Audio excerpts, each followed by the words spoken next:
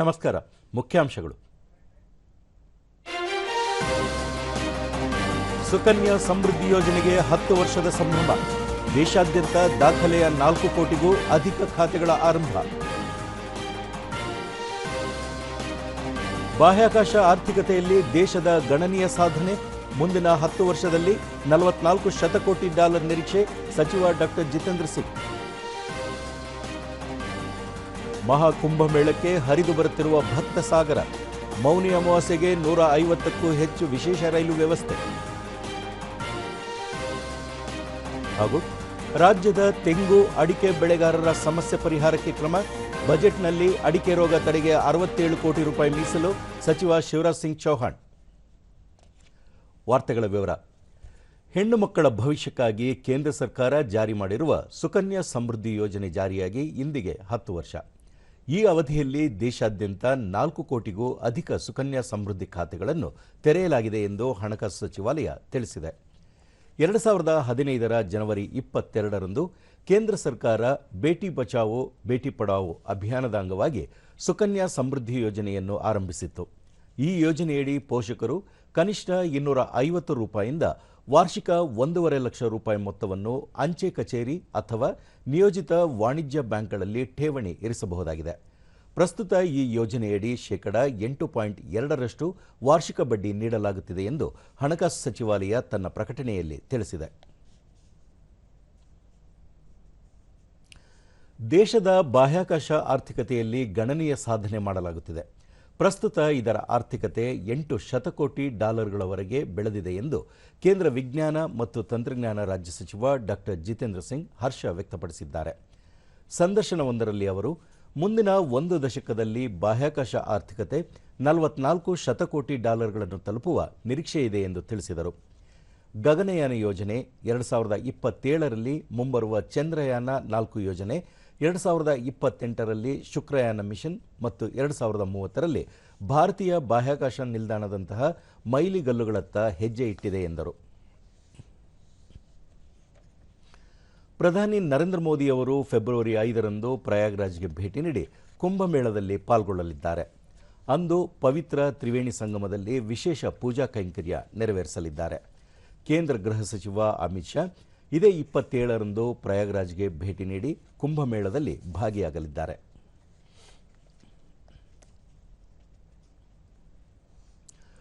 ಉತ್ತರ ಪ್ರದೇಶದ ಪ್ರಯಾಗ್ರಾಜ್ನಲ್ಲಿ ನಡೆಯುತ್ತಿರುವ ಮಹಾಕುಂಭಮೇಳಕ್ಕೆ ಬೆಂಗಳೂರು ಸೇರಿದಂತೆ ದೇಶದ ವಿವಿಧ ನಗರಗಳಿಂದ 150ಕ್ಕೂ ಹೆಚ್ಚು ವಿಶೇಷ ರೈಲು ಸಂಚಾರವನ್ನು ಆರಂಭಿಸಲಾಗಿದೆ.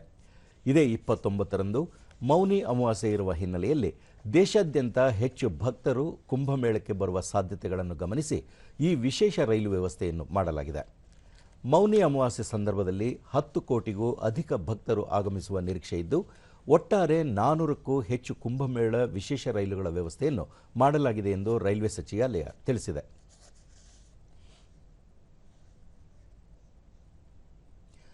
ನೇತಾಜಿ ಸುಭಾಷ್ ಚಂದ್ರ ಬೋಸ್ ಅವರ 128ನೇ ಜನ್ಮದಿನದ ಅಂಗವಾಗಿ ನಾಳೆ ದೇಶಾದ್ಯಂತ ಪರಿಕ್ರಮ ದಿನವನ್ನು ಆಚರಿಸಲಾಗುತ್ತಿದೆ.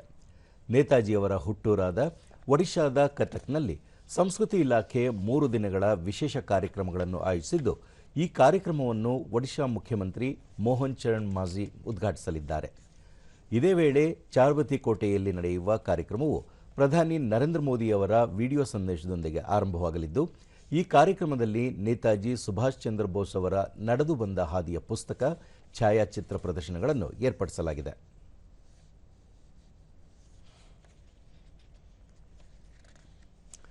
ದೇಶದ ಅಭಿವೃದ್ಧಿಯಲ್ಲಿ ನವೀಕರಿಸಬಹುದಾದ ಇಂಧನ ಕ್ಷೇತ್ರ ನಿರ್ಣಾಯಕ ಪಾತ್ರವಹಿಸಲಿದೆ ಎಂದು ಕೇಂದ್ರ ಹೊಸ ಮತ್ತು ನವೀಕರಿಸಬಹುದಾದ ಹಾಗೂ ಆಹಾರ ಮತ್ತು ನಾಗರಿಕ ಸರಬರಾಜು ಖಾತೆ ಸಚಿವ ಪ್ರಹ್ಲಾದ್ ಜೋಶಿ ಹೇಳಿದ್ದಾರೆ. ರಾಜಸ್ಥಾನದ ಜೈಪುರದಲ್ಲಿ ನಿನ್ನೆ ನವೀಕರಿಸಬಹುದಾದ ಇಂಧನ ಕುರಿತ ಕಾರ್ಯಾಗಾರ ಉದ್ದೇಶಿಸಿ ಅವರು 2032ರ ವೇಳೆಗೆ ನವೀಕರಿಸಬಹುದಾದ ಇಂಧನದ ಬೇಡಿಕೆ ದ್ವಿಗುಣಗೊಳ್ಳುವ ನಿರೀಕ್ಷೆಯಿದೆ. ಸುಸ್ಥಿರ ಅಭಿವೃದ್ಧಿಯ ಗುರಿ ಹಾಗೂ ದೇಶದ ಇಂಧನ ಬೇಡಿಕೆಯನ್ನು ಪೂರೈಸುವಲ್ಲಿ ನವೀಕರಿಸಬಹುದಾದ ಇಂಧನ ಮಹತ್ವದ ಪಾತ್ರ ವಹಿಸಲಿದೆ ಎಂದರು. ಪ್ರಧಾನಿ ನರೇಂದ್ರ ಮೋದಿಯವರ ದೃಷ್ಟಿಕೋನದಂತೆ ಶುದ್ಧ ಇಂಧನವನ್ನು ಮುನ್ನಡೆಸುವ ಸಾಮೂಹಿಕ ಬದ್ಧತೆಯನ್ನು ಕಾರ್ಯಾಗಾರದಲ್ಲಿ ಚರ್ಚಿಸಲಾಗಿದೆ. ನವೀಕರಿಸಬಹುದಾದ ಇಂಧನ ವಲಯದಲ್ಲಿ ಎಲ್ಲಾ ರಾಜ್ಯಗಳ ಸಹಯೋಗ ಅತ್ಯವಶ್ಯವಾಗಿದೆ ಎಂದರು. तो इसीलिए आगे हम कर रहे हैं We are coming to, and recently also हमारा राइजिंग राजस्थान का जिक्र माननीय भजनलाल जी ने किया, मुख्यमंत्री जी ने। उसके बाद मैं अभी 1200 मेगावाट का जैसलमेर में अभी डेडिकेट किया थ्रू वीडियो कॉन्फ्रेंस। जो एडवांस में कोई अगर उनका जो यूनिट है, पावर जनरेशन यूनिट, सोलार हो, विंड हो, अगर वो जल्दी शुरू करते हैं तो they will purchase the power with 25% concession. ಕರ್ನಾಟಕದ ತೆಂಗು ಮತ್ತು ಅಡಿಕೆ ಬೆಳೆಗಾರರು ಎದುರಿಸುತ್ತಿರುವ ಸಮಸ್ಯೆಗಳಿಗೆ ಪರಿಹಾರ ಕಂಡುಕೊಳ್ಳುವ ಸಂಬಂಧ ಕೇಂದ್ರ ಉಕ್ಕು ಮತ್ತು ಭಾರೀ ಕೈಗಾರಿಕಾ ಸಚಿವ ಎಚ್ ಡಿ ಕುಮಾರಸ್ವಾಮಿ ದೆಹಲಿಯಲ್ಲಿ ನಿನ್ನೆ ಕೇಂದ್ರ ಕೃಷಿ ಮತ್ತು ರೈತ ಕಲ್ಯಾಣ ಸಚಿವ ಶಿವರಾಜ್ ಸಿಂಗ್ ಚೌಹಾಣ್ ಅವರೊಂದಿಗೆ ಸಮಾಲೋಚನೆ ನಡೆಸಿದರು। ಇದೇ ವೇಳೆ ಸಚಿವರಿಬ್ಬರು ಕರ್ನಾಟಕ ಸೇರಿದಂತೆ ದೇಶದ ಕೃಷಿ ಕ್ಷೇತ್ರದ ಆಗುಹೋಗುಗಳು, ರೈತರ ಕುಂದುಕೊರತೆಗಳು ಸೇರಿದಂತೆ ವಿವಿಧ ವಿಷಯಗಳ ಕುರಿತು ಚರ್ಚೆ ನಡೆಸಿದರು। ಈ ಸಂದರ್ಭದಲ್ಲಿ ಶಿವರಾಜ್ ಸಿಂಗ್ ಚೌಹಾಣ್ ಅಡಿಕೆಗೆ ಬರುವ ರೋಗಗಳ ಪರಿಹಾರಕ್ಕಾಗಿ 67 ಕೋಟಿ ರೂಪಾಯಿಗಳನ್ನು ಮುಂದಿನ ಬಜೆಟ್ನಲ್ಲಿ ಘೋಷಣೆ ಮಾಡಲಾಗುವುದು ಎಂದು ತಿಳಿಸಿದ್ದಾರೆ। ರಾಜ್ಯದಲ್ಲಿ ತೆಂಗು ಬೆಳೆಗಾರರ ಸಮಾವೇಶ ನಡೆಸಬೇಕು ಎನ್ನುವ ಕುಮಾರಸ್ವಾಮಿ ಅವರ ಬೇಡಿಕೆಗೆ ಪ್ರತಿಕ್ರಿಯಿಸಿದ ಶಿವರಾಜ್ ಸಿಂಗ್ ಚೌಹಾಣ್, ಇದು ಉತ್ತಮ ಆಲೋಚನೆ, ಬೆಳೆಗಾರರು ಒಂದೆಡೆ ಸೇರಿ ಸಮಸ್ಯೆಗಳಿಗೆ ಪರಿಹಾರ ಕಂಡುಕೊಳ್ಳಲು ವೇದಿಕೆಯಾಗಲಿ, ಸಮಾವೇಶಕ್ಕೆ ಅಗತ್ಯವಿರುವ ನೆರವು ನೀಡುವುದಾಗಿ ಅವರು ಭರವಸೆ ನೀಡಿದರು। ದಕ್ಷಿಣ ಕನ್ನಡ ಜಿಲ್ಲಾ ಬೀದಿ ವ್ಯಾಪಾರಿಗಳ ಶ್ರೇಯೋಭಿವೃದ್ಧಿ ಸಂಘದ ವತಿಯಿಂದ ಮಂಗಳೂರಿನಲ್ಲಿ ಪಿಎಂ ಸ್ವನಿಧಿ ಬೀದಿ ಬದಿ ವ್ಯಾಪಾರಸ್ಥರ ದಿನಾಚರಣೆ ಆಚರಿಸಲಾಯಿತು। ಪದ್ಮಶ್ರೀ ಪ್ರಶಸ್ತಿ ಪುರಸ್ಕೃತ ಹರೇಕಳ ಹಾಜಪ್ಪ, ಸಮಾಜ ಸೇವಕಿ ಡಾಕ್ಟರ್ ರೀಟಾ ನೊರೆನ್ನ, ಮೇಯರ್ ಮನೋಜ್ ಕುಮಾರ್ ಮತ್ತಿತರರು ಉಪಸ್ಥಿತರಿದ್ದರು।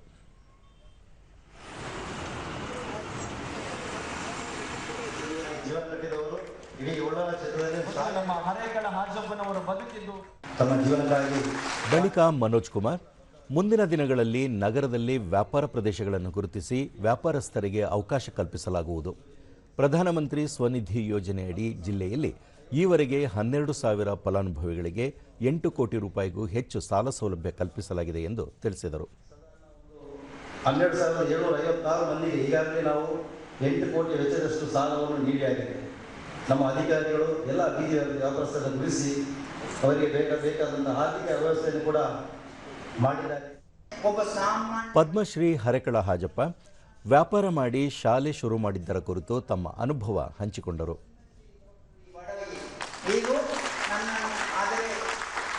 ಮುಗಿಯಿಲ್ಲ, ಆದರೆ ನನಗೆ ಒಂದು ಸಹಾಯ ಮಾಡಿದ ಎಷ್ಟೆಲ್ಲ ಜನ ಇದ್ದಾರೆ ಮಂಗಳೂರು, ನನ್ನ AB ಇಬ್ರಾಹಿಂ ಅವರು ಜಿಲ್ಲಾಧಿಕಾರಿಗಳು, ಅದು 2015ರಲ್ಲಿ ಬರೆದು ಒಂದು ಕ್ರಿಶ್ಚಿಯನ್ ಸಂಸ್ಥೆಯವರು ಮನೆ ಮಾಡಿಕೊಟ್ರು। ಬೀದಿ ವ್ಯಾಪಾರಿ ಅಬ್ದುಲ್ ಸಲೀಂ, ಕೇಂದ್ರ ಸರ್ಕಾರ ಬೀದಿ ವ್ಯಾಪಾರಿಗಳಿಗೆ ಸಾಲ ಸೌಲಭ್ಯ ನೀಡುವ ಮೂಲಕ ಸ್ವಾವಲಂಬನೆಯ ಬದುಕಿಗೆ ಅವಕಾಶ ಕಲ್ಪಿಸಿದೆ ಎಂದರು। PM ಸ್ವನಿಧಿ ಯೋಜನೆ ಅಂತ ಹೇಳಿದರೆ ಅದು ಬೀದಿ ಬದಿ ವ್ಯಾಪಾರಸ್ಥರಿಗೆ ಎಲ್ಲರಿಗೂ ಸಿಗಬೇಕು। 15 ವರ್ಷದಿಂದ ಬೋಂಡ ವ್ಯಾಪಾರ ಮಾಡ್ತಿದ್ದೀನಿ ನಮ್ಮ ಸ್ಟೇಟ್ ಬ್ಯಾಂಕಲ್ಲಿ। ಬೋಂಡ ಬಜ್ಜಿ ವ್ಯಾಪಾರಿ ಆನಂದ ಪೂಜಾರಿ, ಸ್ವನಿಧಿ ಯೋಜನೆ ಬಂದ ಮೇಲೆ ಖಾಸಗಿ ಲೇವಾದೇವಿಯವರಿಂದ ಸಾಲ ಪಡೆಯುವುದು ತಪ್ಪಿದ್ದು ಹಣ ಉಳಿತಾಯ ಮಾಡಲು ನೆರವಾಗಿದೆ ಎಂದರು। ನಾವು ಬಡ್ಡಿಯನ್ನೆಲ್ಲ ನಿಲ್ಲಿಸಿ ಈಗ ಇದಕ್ಕೆ ಬಂದಿದ್ದೇನೆ। ಸ್ವನಿಧಿ ಯೋಜನೆ 10,000 ಫಸ್ಟ್ ತಗೊಂಡು ಅದನ್ನು ಕ್ಲಿಯರ್ ಆಗಿ ಕಟ್ಟಿ ಆಮೇಲೆ ನಾವು 20,000 ತಗೊಂಡೆ। ಮುಂಚೆ ಅಂತಂದ್ರೆ ಬಟ್ಟೆ ವ್ಯಾಪಾರಿ ಮೊಹಮ್ಮದ್ ಇಬ್ರಾಹಿಂ, ಸ್ವನಿಧಿ ಯೋಜನೆಯಡಿ ಸಾಲ ಪಡೆಯುವುದು ಮತ್ತು ಮರುಪಾವತಿ ಮಾಡುವುದು ಸರಳವಾಗಿದೆ। 50,000 ರೂಪಾಯಿವರೆಗೂ ಸಾಲ ಪಡೆದು ವ್ಯಾಪಾರ ನಡೆಸುತ್ತಿದ್ದೇನೆ ಎಂದು ತಿಳಿಸಿದರು। ಅದಕ್ಕಾಗಿ ಬ್ಯಾಂಕಲ್ಲಿ ಅದು ಕ್ಲಿಯರೆನ್ಸ್ ಸರ್ಟಿಫಿಕೇಟ್ ಕೊಂಡು ಮತ್ತೆ 20,000 ತೆಗಿಬಹುದು।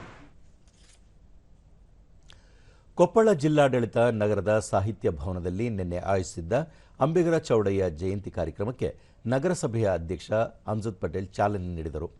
ಕಾರ್ಯಕ್ರಮದಲ್ಲಿ ಗವಿಸಿದ್ದೇಶ್ವರ ಕೋಆಪರೇಟಿವ್ ಬ್ಯಾಂಕ್ ಅಧ್ಯಕ್ಷ ರಾಜಶೇಖರ್ ಗೌಡ, ತಹಸೀಲ್ದಾರ್ ಗವಿಸಿದ್ದಪ್ಪ ಸೇರಿದಂತೆ ಮತ್ತಿತರರು ಉಪಸ್ಥಿತರಿದ್ದರು।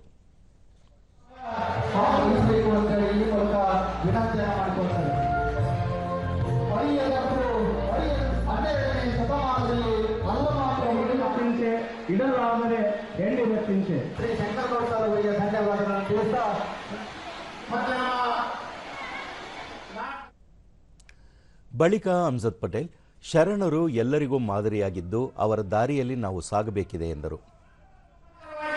ಈ ಜನಕ್ಕೆ ಸಮಾನತೆಯನ್ನು ಕೊಡೋದರ ಮುಖಾಂತರ ಎಲ್ಲರಿಗೆ ಪ್ರೀತಿ, ವಿಶ್ವಾಸ, ಕರುಣೆಯನ್ನು ಕೊಡತಕ್ಕಂಥದ್ದು, ಅದರ ಒಂದು ಹಾದಿಯಲ್ಲಿ ನಾವೆಲ್ಲರೂ ಕೂಡ ಇವತ್ತು ಅಂಬಿಗ ಚೌಡಯ್ಯನವರು ತೋರಿಸಿರ್ತಕ್ಕಂಥ ಹಾದಿಯಲ್ಲಿ ನಡೆದಾಗ ಮಾತ್ರ ನಾವು ಸಾರ್ಥಕ ಅನ್ನಿಕ್ಕೆ ಈ ಸಂದರ್ಭದಲ್ಲಿ ಬಯಸ್ತಾ ಇದ್ದೇನೆ.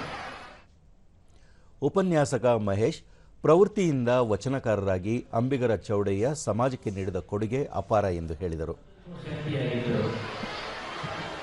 ಪರಮೇಶ್ವರನ ಅನುಗ್ರಹದಿಂದ ಅವತರಿಸಿದ ದೈವಿ ಸ್ವರೂಪ ಅಂತ ನಮ್ಮ ಪುರಾಣದ ಕಥೆಗಳಲ್ಲಿ, ಆಧ್ಯಾತ್ಮಿಕ ದಾಖಲೆಗಳಲ್ಲಿ, ಧಾರ್ಮಿಕ ಮೌಖಿಕ ದಾಖಲೆಗಳಲ್ಲಿ ನಮಗೆ ಸಿಗ್ತವೆ. ಚಿತ್ರದುರ್ಗದ ತರಾಸು ರಂಗಮಂದಿರದಲ್ಲಿ ಸಿಟಿಸನ್ಸ್ ಫಾರ್ ಸೋಷಿಯಲ್ ಜಸ್ಟಿಸ್ ಸಂಸ್ಥೆ ಆಯೋಜಿಸಿದ್ದ ಸಂವಿಧಾನ ಸನ್ಮಾನ ಮತ್ತು ಪುಸ್ತಕ ಲೋಕಾರ್ಪಣೆ ಕಾರ್ಯಕ್ರಮವನ್ನು ಸಂಸದ ಯದುವೀರ್ ಕೃಷ್ಣದತ್ತ ಚಾಮರಾಜ ಒಡೆಯರ್ ನಿನ್ನೆ ಉದ್ಘಾಟಿಸಿದರು. ಕಾರ್ಯಕ್ರಮದಲ್ಲಿ ಯುವ ಬ್ರಿಗೇಡ್ ಸಂಘಟನೆ ಸಂಸ್ಥಾಪಕ ಚಕ್ರವರ್ತಿ ಸೂಲಿಬೆಲೆ, ಸಂವಿಧಾನ ಸನ್ಮಾನ ಮತ್ತು ಪುಸ್ತಕದ ಲೇಖಕ ವಿ ವಿಕಾಸ್ ಕುಮಾರ್ ಮತ್ತಿತರರು ಉಪಸ್ಥಿತರಿದ್ದರು.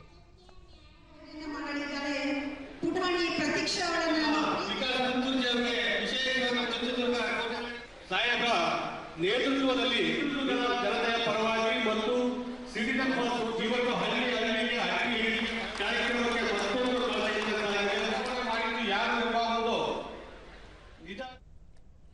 ಬಳಿಕ ಸಂಸದ ಯದುವೀರ್ ಒಡೆಯರ್ ಡಾಕ್ಟರ್ ಬಿಆರ್ ಅಂಬೇಡ್ಕರ್ ಪವಿತ್ರ ಗ್ರಂಥ ಸಂವಿಧಾನವನ್ನು ದೇಶಕ್ಕೆ ಕೊಡುಗೆಯಾಗಿ ನೀಡಿದ್ದಾರೆ.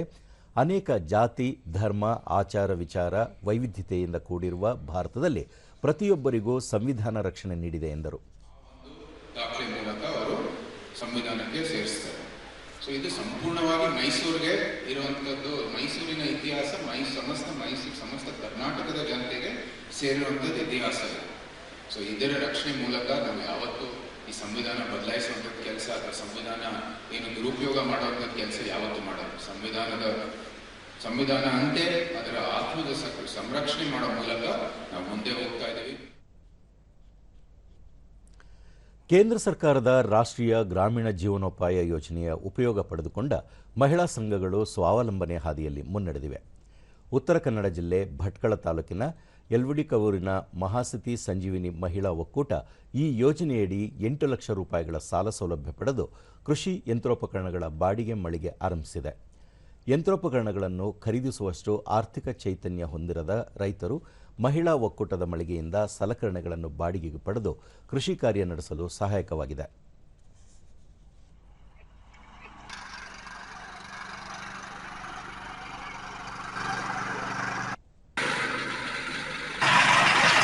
ಮತ್ತೆ ದೂರದರ್ಶನದೊಂದಿಗೆ ರೈತ ಸುರೇಶ್, ಸಣ್ಣ ಹಿಡುವಳಿಯ ರೈತರು ಸಲಕರಣೆಗಳನ್ನು ಖರೀದಿಸಿ ಕೃಷಿ ಕಾರ್ಯ ನಡೆಸುವಷ್ಟು ಶಕ್ತರಾಗಲಿಲ್ಲ. ಹೀಗಾಗಿ ಕೃಷಿ ದುಬಾರಿ ವೆಚ್ಚವಾಗಿ ಪರಿಣಮಿಸಿತ್ತು. ಮಹಿಳಾ ಒಕ್ಕೂಟದಿಂದ ಸಲಕರಣೆಗಳನ್ನು ಬಾಡಿಗೆ ಪಡೆಯಲು ಹಾಗೂ ವೆಚ್ಚ ಕಡಿತಗೊಳಿಸಲು ಸಹಾಯಕವಾಗಿದೆ ಎಂದರು. ಹೂಡುವುದಾಗಲಿ, ಟಿಲ್ಲರ್ ಆಗಲಿ ಅಥವಾ ನಾಟಿ ಮಷೀನು ಮತ್ತೆ ಗದ್ದೆ ಕೊಯ್ಯು ಮಷೀನು ಇದನ್ನೆಲ್ಲ ತರಿಸಿ ನಮಗೆ ಕಡಿಮೆ ದರದಲ್ಲಿ ರೈತರಿಗೆ ಹೆಲ್ಪ್ ಆಗುವ ರೀತಿಯಲ್ಲಿ ಅವರು ನಮಗೆಲ್ಲ ಒಂದು ಸಹಾಯ ಮಾಡಿದ್ದಾರೆ. ಯಾಕಂತಂದ್ರೆ ನಮಗೊಂದು ವರದಾನ ಆಗಿದೆ ನಮ್ಮ ಈ ಗ್ರಾಮಕ್ಕೆ. ನಮ್ಮ ರೈತರು ಮಹಾಸತಿ ಸಂಜೀವಿನಿ ಒಕ್ಕೂಟದ ಸದಸ್ಯೆ ಪಲ್ಲವಿ ನಾಯ್ಕ್ ಎನ್ಆರ್ಎಲ್ಎಂ ಯೋಜನೆಯಡಿ ಗರಿಷ್ಠ 8 ಲಕ್ಷ ರೂಪಾಯಿಗಳ ಸಾಲ ಪಡೆದು ಕೃಷಿ ಉಪಕರಣಗಳ ಬಾಡಿಗೆ ಮಳಿಗೆ ತೆರೆದಿದ್ದೇವೆ. ಇದು ರೈತರಿಗೆ ಕೂಲಿಯಾಳುಗಳ ಕೊರತೆ ಮತ್ತು ಆರ್ಥಿಕ ಹೊರೆ ತಪ್ಪಿಸಿದೆ. ಸಂಘದ ಮಹಿಳೆಯರ ಸ್ವಾವಲಂಬನೆಗೂ ಶಕ್ತಿ ನೀಡಿದೆ ಎಂದು ತಿಳಿಸಿದರು. ಕಡಿಮೆ ದರದಲ್ಲಿ ಬಾಡಿಗೆ ನೀಡಿರುವುದರಿಂದ ಅವರು ಎಲ್ಲರೂ ಸಣ್ಣ ರೈತರು ಸಹ ಕೃಷಿಯನ್ನು ಬೆಳಿಲಿಕ್ಕೆ ತುಂಬಾ ಇಷ್ಟಪಡ್ತಾ ಇದ್ದಾರೆ. ಕೃಷಿ ಕೇಂದ್ರದ ಅಧಿಕಾರಿ ಮೇಘನಾ, ಯೋಜನೆ ಒಂದೆಡೆ ಮಹಿಳೆಯರ ಸ್ವಾವಲಂಬನೆಯನ್ನು ಪ್ರೋತ್ಸಾಹಿಸಿದರೆ ಮತ್ತೊಂದೆಡೆ ರೈತರು ಯಾಂತ್ರೀಕೃತ ಕೃಷಿ ನಡೆಸಲು ಸಹಕಾರಿಯಾಗಿದೆ ಎಂದರು. ನಾವು ಕೃಷಿ ಉಪಕರಣಗಳನ್ನು ಕೊಟ್ಟಿದ್ದೀವಿ. ಅಂದರೆ ನಾವು ಎಲ್ಲಿ ಕೃಷಿ ಯಾಂತ್ರೀಕೃತ ಗ್ರಾಮ ಅಂದರೆ ಕಡಿಮೆ ಮಟ್ಟದಲ್ಲಿ ಇರ್ತದೆ ಅಂಥ ಗ್ರಾಮವನ್ನು ಉತ್ತೇಜಿಸಲಿಕ್ಕೆ ಈ ಥರ ಒಂದು ಸೌಲಭ್ಯವನ್ನು ಕೃಷಿ ಯಾಂತ್ರೀಕರಣ ಯೋಜನೆಯಲ್ಲಿ ಕೊಡ್ತಿದ್ದೇವೆ. ಈಗಾಗಲೇ ಅಲ್ಲಿ ಸ್ಥಳೀಯ ರೈತರು ಬಹಳಷ್ಟು ಉಪಯೋಗಗಳನ್ನು ಪಡೆದುಕೊಂಡಿದ್ದಾರೆ. ತಾಲೂಕು ಪಂಚಾಯಿತಿ ಸಹಾಯಕ ಲೆಕ್ಕಾಧಿಕಾರಿ ರಾಜೇಶ್ ಮಹಾಲೆ, ರಾಷ್ಟ್ರೀಯ ಗ್ರಾಮೀಣ ಜೀವನೋಪಾಯ ಅಭಿಯಾನದಿಂದ ಮಹಿಳೆಯರ ಸಬಲೀಕರಣವಾಗಿದ್ದು ತಾಲೂಕಿನ 16 ಗ್ರಾಮ ಪಂಚಾಯಿತಿಗಳ ಮಹಿಳಾ ಒಕ್ಕೂಟಗಳು ವಿವಿಧ ಚಟುವಟಿಕೆಯನ್ನು ನಡೆಸಿದ್ದು ಬಡ ರೈತರಿಗೆ ನೆರವಾಗುತ್ತಿವೆ ಎಂದರು. ಬೇರೆ ಕಡೆಯಿಂದ ಕೃಷಿ ಚಟುವಟಿಕೆಗಳಿಗೆ ಯಂತ್ರೋಪಕರಣ ಖರೀದಿಸಿ ಬಾಡಿಗೆ ರೂಪದಲ್ಲಿ ಖರೀದಿಸಿ ಅವರಿಗೆ ತುಂಬಾ ಅನಾನುಕೂಲವಾಗುತ್ತಿದ್ದು ಭಟ್ಕಳ ತಾಲೂಕು ಈಗಾಗಲೇ ಪ್ರಾರಂಭಿಸಿದ ಈ ಯಂತ್ರೋಪಕರಣ ಘಟನೆಯಿಂದ ಅವರಿಗೆ ರೈತರಿಗೆ ಕೃಷಿ ಚಟುವಟಿಕೆಗಳನ್ನು ತೊಡಗಿಸಿಕೊಳ್ಳಲು ತುಂಬಾ ಅನುಕೂಲಕರವಾಗಿರುತ್ತದೆ. ರಾಜ್ಯದಲ್ಲಿ ಕಾನೂನು ಸುವ್ಯವಸ್ಥೆ ಸಂಪೂರ್ಣವಾಗಿ ಕುಸಿದಿದ್ದು ಭ್ರಷ್ಟಾಚಾರ ಹೆಚ್ಚಳವಾಗಿದೆ. ಇದರಿಂದಾಗಿ ಅಭಿವೃದ್ಧಿ ಕಾರ್ಯಗಳು ಕುಂಠಿತಗೊಂಡಿವೆ ಎಂದು ವಿಧಾನಸಭೆ ವಿರೋಧ ಪಕ್ಷದ ನಾಯಕ ಆರ್ ಅಶೋಕ ಬೆಂಗಳೂರಿನಲ್ಲಿಂದು ಹೇಳಿದ್ದಾರೆ. ಚಾಮರಾಜಪೇಟೆ ಸೇರಿದಂತೆ ರಾಜ್ಯದ ವಿವಿಧ ಭಾಗಗಳಲ್ಲಿ ಜಾನುವಾರುಗಳ ಮೇಲಿನ ಕ್ರೌರ್ಯ, ಬ್ಯಾಂಕ್ ದರೋಡೆ, ಮಹಿಳೆಯರ ಮೇಲಿನ ಅತ್ಯಾಚಾರ ಪ್ರಕರಣಗಳು ರಾಜ್ಯ ಸರ್ಕಾರದ ಆಡಳಿತ ವೈಫಲ್ಯಕ್ಕೆ ಹಿಡಿದ ಕೈಗನ್ನಡಿಯಾಗಿವೆ ಎಂದು ಹೇಳಿದರು. ಪ್ರತಿಪಕ್ಷಗಳ ಶಾಸಕರಿರಲಿ, ಆಡಳಿತಾರೂಢ ಕಾಂಗ್ರೆಸ್ ಪಕ್ಷದ ಶಾಸಕರಿಗೂ ಅನುದಾನ ಸಿಗುತ್ತಿಲ್ಲ. ಹೀಗಿದ್ದರೂ ರಾಜ್ಯ ಸರ್ಕಾರ ಗಾಂಧೀಜಿಯವರ ಹೆಸರಿನಲ್ಲಿ ಅದ್ದೂರಿಯಾಗಿ ಕಾರ್ಯಕ್ರಮ ನಡೆಸಿದೆ. ಇದು ನಕಲಿ ಗಾಂಧಿಗಳ ಕಾರ್ಯಕ್ರಮವಾಗಿದೆ ಎಂದು ಆರೋಪಿಸಿದರು. Duplicate Gandhis. Sonia Gandhi went to jail. Rahul Gandhi went to jail for the freedom fight. No. This is a duplicate Congress doing the Samavesha on the real Gandhi name. The money, 60% looted the Karnataka from last 20 months. The loot money has transferred to Belagavi. So that Samavesha is going on. Chitradurga ಜಿಲ್ಲೆಯ ಜೀವನಾಡಿ ಹಿರಿಯೂರು ತಾಲೂಕಿನ ವಾಣಿವಿಲಾಸ ಸಾಗರ ಭರ್ತಿಯಾಗಿರುವ ಹಿನ್ನೆಲೆಯಲ್ಲಿ ಮೈಸೂರು ಕೊಡಗು ಲೋಕಸಭಾ ಕ್ಷೇತ್ರದ ಸಂಸದ ಹಾಗೂ ಮೈಸೂರು ರಾಜಮನೆತನದ ಯದುವೀರ ಕೃಷ್ಣದತ್ತ ಚಾಮರಾಜ ಒಡೆಯರ್ ಜಲಾಶಯಕ್ಕೆ ಬಾಗಿನ ಅರ್ಪಿಸಿದರು. ಇದಕ್ಕೂ ಮುನ್ನ ಜಲಾಶಯದ ಆವರಣದಲ್ಲಿ ನಿರ್ಮಾಣ ಮಾಡಿರುವ ನಾಲ್ವಡಿ ಕೃಷ್ಣರಾಜ ಒಡೆಯರ್ ಹಾಗೂ ರಾಜಮಾತೆ ಕೆಂಪನಂಜಮ್ಮಣ್ಣಿ ಪ್ರತಿಮೆಗೆ ಪುಷ್ಪನಮನ ಸಲ್ಲಿಸಿದರು.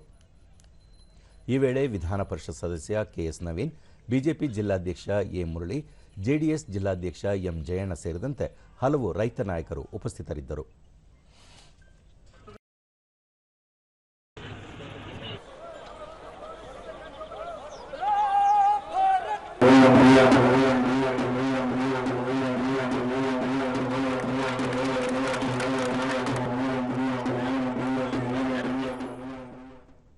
ಮೂಲಸೌಕರ್ಯವನ್ನು ನಿರ್ಮಾಣ ಬಳಿಕ ಯದುವೀರ ಕೃಷ್ಣದತ್ತ ಚಾಮರಾಜ ಒಡೆಯರ್ ಮೈಸೂರು ಅರಸರು ಚಿತ್ರದುರ್ಗ ಭಾಗದ ಜನರಿಗೆ ನೀರಾವರಿ ಸೌಲಭ್ಯ ಕಲ್ಪಿಸಬೇಕೆನ್ನುವ ಉದ್ದೇಶದಿಂದ ವಾಣಿವಿಲಾಸ ಜಲಾಶಯ ನಿರ್ಮಾಣ ಮಾಡಿದ್ದರು.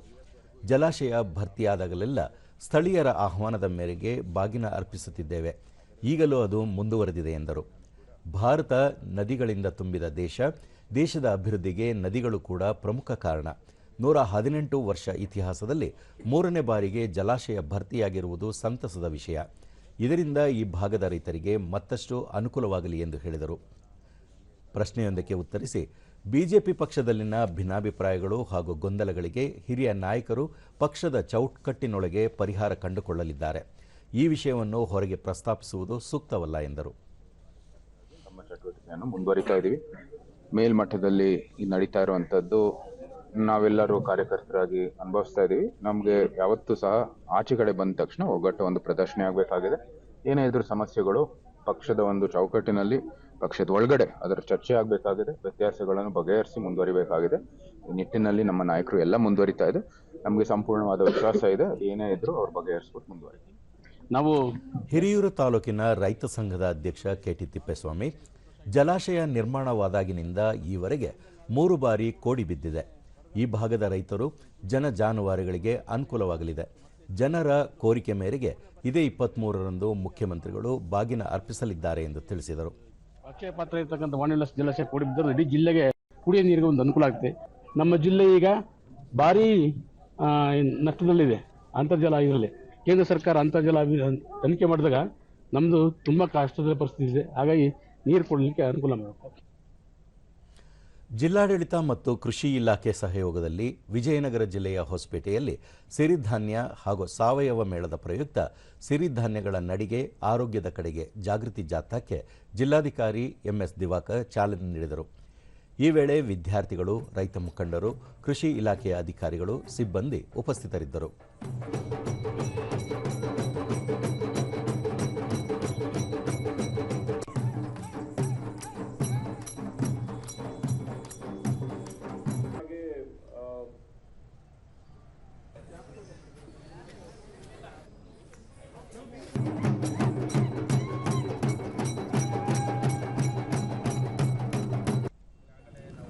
ಬಳಿಕ ಎಂಎಸ್ ದಿವಾಕರ್, ಉತ್ತಮ ಆರೋಗ್ಯ ಕಾಪಾಡಿಕೊಳ್ಳಲು ಸಿರಿಧಾನ್ಯಗಳು ಸಹಕಾರಿ.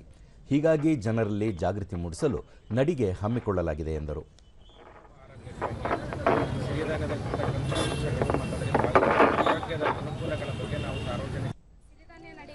ವಿದ್ಯಾರ್ಥಿನಿ ಕೇಕವತಿ, ಸಿರಿಧಾನ್ಯಗಳ ಬಳಕೆ ಮತ್ತು ಉತ್ಪಾದನೆಯನ್ನು ಹೆಚ್ಚು ಮಾಡುವ ಉದ್ದೇಶದಿಂದ ಸಿರಿಧಾನ್ಯ ಮೇಳ ಹಮ್ಮಿಕೊಂಡಿರುವುದು ಉತ್ತಮ ಬೆಳವಣಿಗೆ ಎಂದು ಹೇಳಿದರು. ಆಗುತ್ತಂತೇಳಿ ನಮ್ಮ ಆಹಾರದಲ್ಲಿ ಸಹ ಸಿರಿಧಾನ್ಯ ಬಳಸಬೇಕು ಅಂತೇಳಿ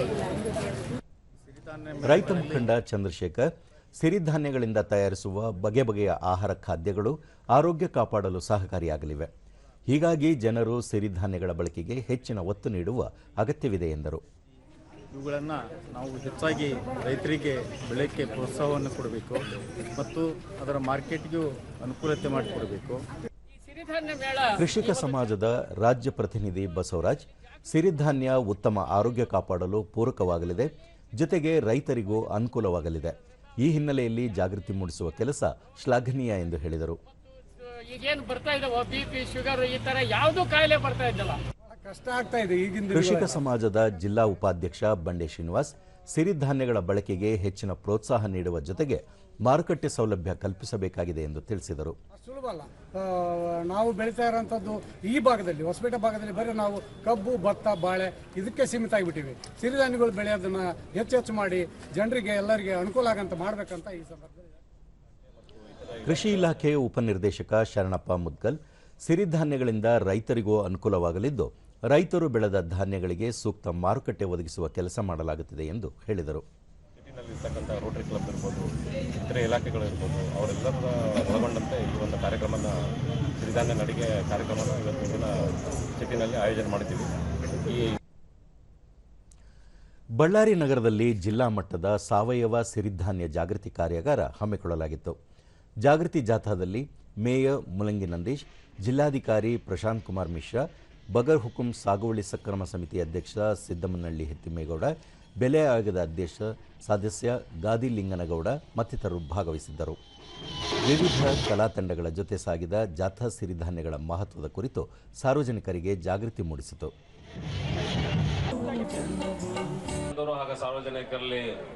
ಈ ಕಾರ್ಯಕ್ರಮವನ್ನು ಮಾನವರು ಬೆಳೆಯುತ್ತಿದ್ದರು. ಉತ್ಪಾದನಾ ತಾಂತ್ರಿಕತೆಗಳು ಹಾಗೂ ಅವುಗಳ ಮೌಲ್ಯವರ್ಧಿತ. ಬಳಿಕ ನಡೆದ ಕಾರ್ಯಕ್ರಮದಲ್ಲಿ ಪ್ರಗತಿಪರ ರೈತರನ್ನು ಸನ್ಮಾನಿಸಲಾಯಿತು. ಮಹಿಳೆಯರೇ ತಯಾರಿಸಿದ ಸಂಸ್ಕರಿಸಿದ ಗೃಹೋಪಯೋಗಿ ಖಾದ್ಯ ಪದಾರ್ಥಗಳು ಹಾಗೂ ಕೃಷಿ ಸಲಕರಣೆಗಳನ್ನು ಪ್ರದರ್ಶಿಸಲಾಯಿತು.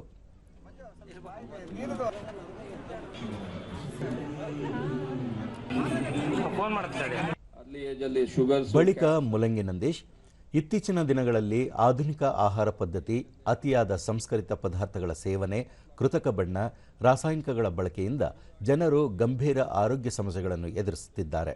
ಸಿರಿಧಾನ್ಯ ಬಳಕೆಯಿಂದ ಉತ್ತಮ ಆರೋಗ್ಯ ಕಾಪಾಡಿಕೊಳ್ಳಲು ಸಾಧ್ಯವಾಗಲಿದೆ ಎಂದರು.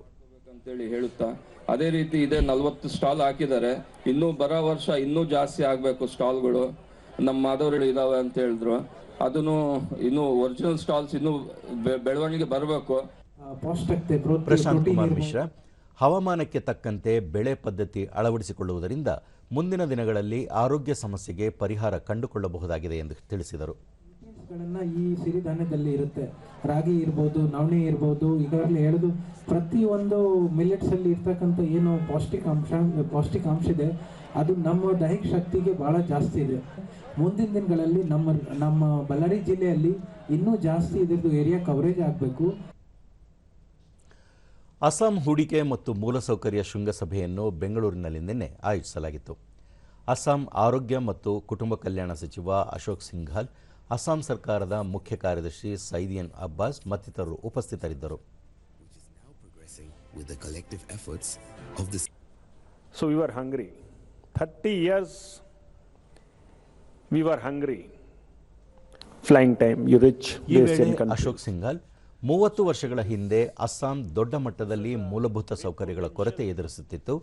ಆದರೆ ಇಂದು ಕೈಗಾರಿಕೆಗಳು, ಉತ್ತಮ ಗುಣಮಟ್ಟದ ಭೂಮಿ, ನೀರು, ಆಸ್ಪತ್ರೆ, ಕಾನೂನು ಸುವ್ಯವಸ್ಥೆ ಇತ್ಯಾದಿ ಸೌಲಭ್ಯಗಳನ್ನು ದೊಡ್ಡ ಪ್ರಮಾಣದಲ್ಲಿ ಸೃಷ್ಟಿಸಲಾಗಿದೆ.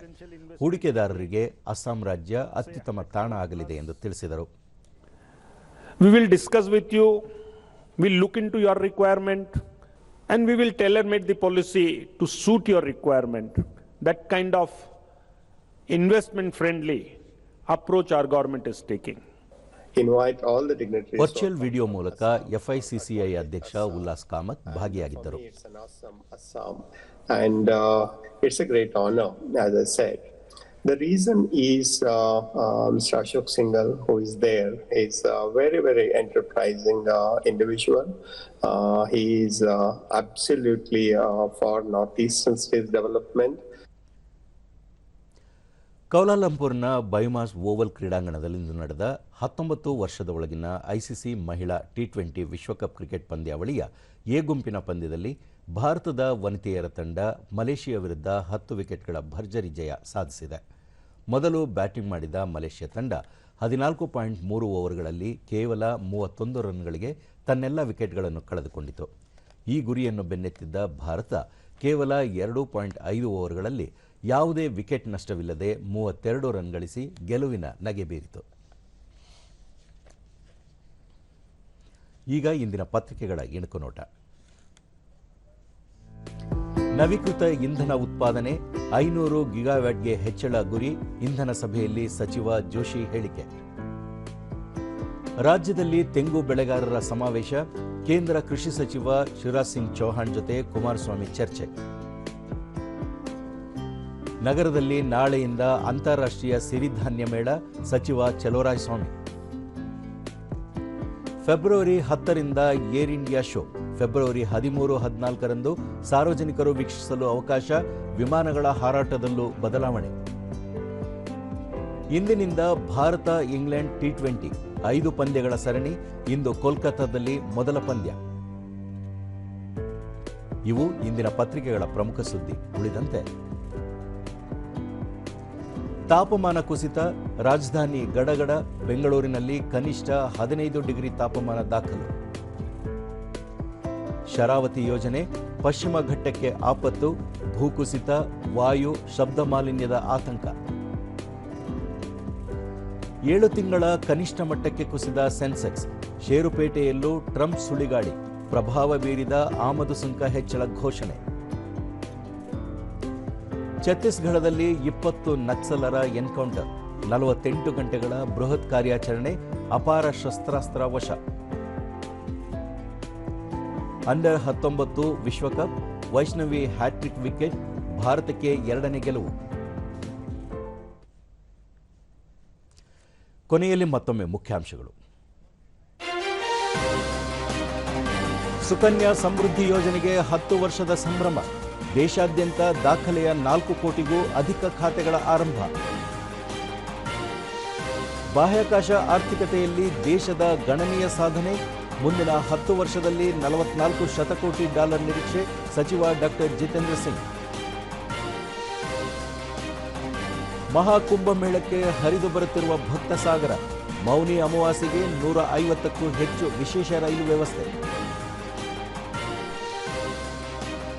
ಹಾಗೂ ರಾಜ್ಯದ ತೆಂಗು, ಅಡಿಕೆ ಬೆಳೆಗಾರರ ಸಮಸ್ಯೆ ಪರಿಹಾರಕ್ಕೆ ಕ್ರಮ, ಬಜೆಟ್ನಲ್ಲಿ ಅಡಿಕೆ ರೋಗ ತಡೆಗೆ 67 ಕೋಟಿ ರೂಪಾಯಿ ಮೀಸಲು, ಸಚಿವ ಶಿವರಾಜ್ ಸಿಂಗ್ ಚೌಹಾಣ್. ನಮ್ಮ ವಾರ್ತಾ ಪ್ರಸಾರವನ್ನು ನೀವು ಡಿಡಿ ಚಂದನ ನ್ಯೂಸ್, ಯೂಟ್ಯೂಬ್, ಹೆಕ್ಸ್ ಖಾತೆ, ಫೇಸ್ಬುಕ್ ಹಾಗೂ ಇನ್ಸ್ಟಾಗ್ರಾಂನಲ್ಲೂ ವೀಕ್ಷಿಸಬಹುದು. ನಮ್ಮ ಮುಂದಿನ ವಾರ್ತಾ ಪ್ರಸಾರ ಬೆಳಗ್ಗೆ 11 ಗಂಟೆಗೆ. ನಮಸ್ಕಾರ.